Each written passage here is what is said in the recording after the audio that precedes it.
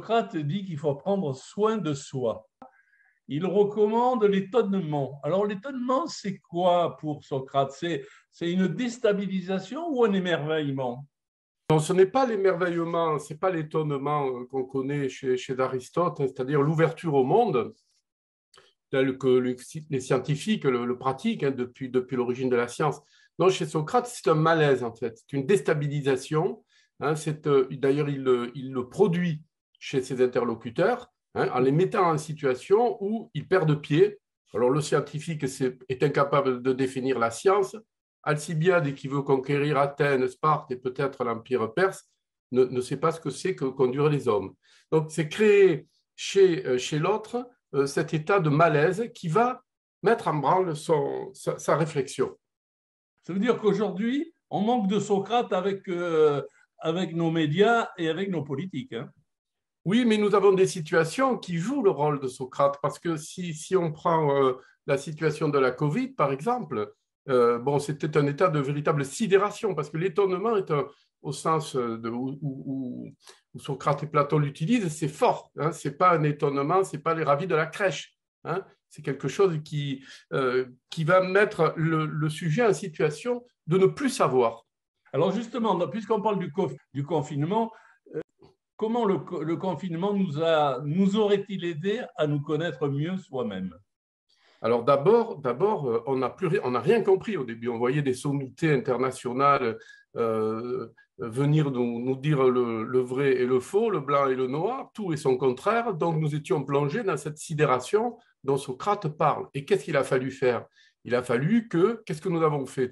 Pour ma part, j'ai cherché, j'ai lu, j'ai appelé des amis, on a discuté.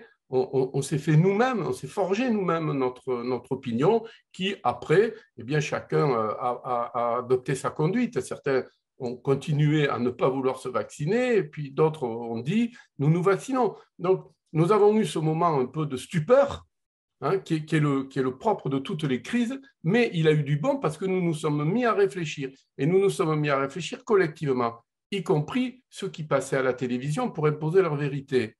Question par rapport à la liberté et à la finitude de l'être humain. Est-ce que quelque part, ce confinement nous a aidés ou pas à travailler dans ces domaines? Vous savez, les leçons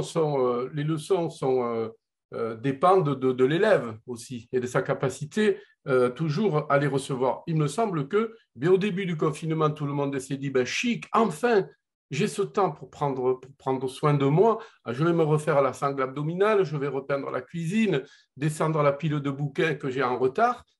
Et puis, au bout de quelques jours, c'était insupportable.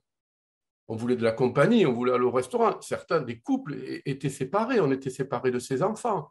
Donc là, et puis on voyait tous les jours, on saluait hein, l'agent de la collecte qui passait, on pouvait encore aller à la pharmacie, on était bien, bien content d'avoir tout ce réseau en fait d'anonymes qui travaillaient pour que nous puissions continuer à vivre, ne serait-ce qu'à minima.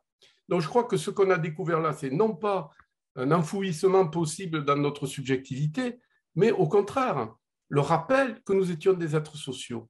Ce que nous oublions très souvent, la plupart du temps, quand nous sommes pris dans cette vie de soucis et d'individualisme. La célèbre phrase « je ne sais qu'une chose, c'est que je ne sais rien » peut nous permettre de se poser cette question. Est-ce que le non-savoir, ça rend idiot ou ça rend vraiment idiot ou est-ce que ça rend plus humain? Eh bien, précisément, c'est l'exemple encore de la Covid, mais c'est l'exemple de toutes les catastrophes et de toutes les crises. C'est qu'effectivement, elle nous plonge dans un état où on ne sait plus. Et alors, angoisse, inquiétude, on ne sait pas. C'est insupportable pour notre petit ego de ne pas savoir, de ne pas maîtriser en fait ce que notre vie. Et très souvent, nous avons bien entendu des experts qui viennent pour nous aider à penser la situation telle qu'il faut la penser convenablement. Eh bien, la philosophie, c'est dire non, à chacun de trouver son orientation, à chacun de trouver sa vérité, entre guillemets. En tout cas, la capacité de s'éclairer lui-même avec les autres. Parce que chez Socrate, par exemple, c'est toujours une enquête mutuelle qui est privilégiée sur l'affirmation de la vérité personnelle. Et ça c'est quelque chose qu'on peut réutiliser encore aujourd'hui. L'expert, dans sa définition, c'est celui qui fait l'épreuve. Mais bon, qui avait fait l'épreuve de la Covid avant? Nous l'avons tous fait collectivement et individuellement. Et il nous appartenait à nous de trouver un chemin dans cette grande confusion mentale qui aujourd'hui prendrait des proportions extraordinaires avec les réseaux sociaux, les médias, etc. Il faut retrouver cet axe-là, me semble-t-il. Si on transpose cette démarche qui paraît à la fois collective et très intellectuelle, si on la reporte sur la démarche maçonnique, quid des experts en maçonnerie? Je crois savoir que la démarche maçonnique est une démarche symbolique. Alors, elle est différente de la démarche philosophique. La démarche philosophique s'appuie sur la raison. Hein. La démarche maçonnique s'appuie sur la maîtrise, enfin, la connaissance de symboles qui vont permettre de comprendre une situation et d'adapter sa conduite, sa pensée et sa conduite par rapport à cette situation.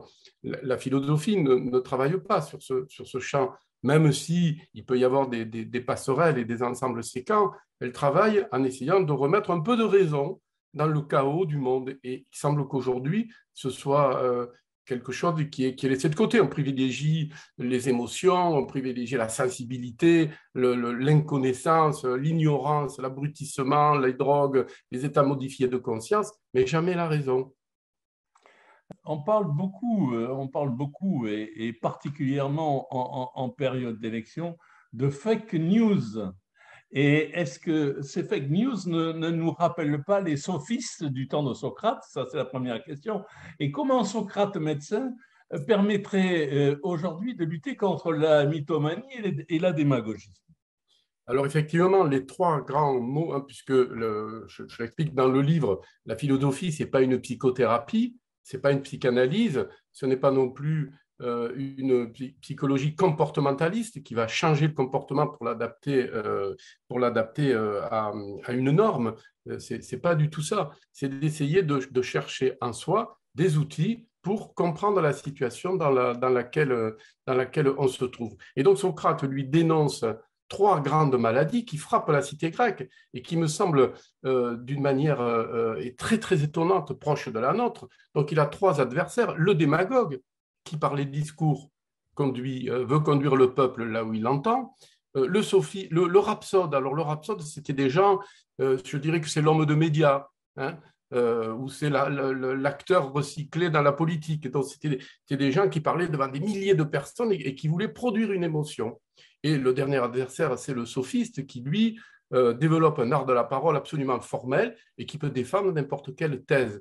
Et ça, Socrate dit, ces trois maladies, ça range le discours, ça range l'entretien de l'âme avec elle-même, qui est un discours, et ça range le discours de la démocratie, l'échange entre des personnes qui sont égales, parce que le citoyen grec n'a pas de supérieur. Alors bien sûr, il a des esclaves, mais comme partout ailleurs, mais il n'a pas de supérieur. Il ne peut même pas être l'esclave de lui-même.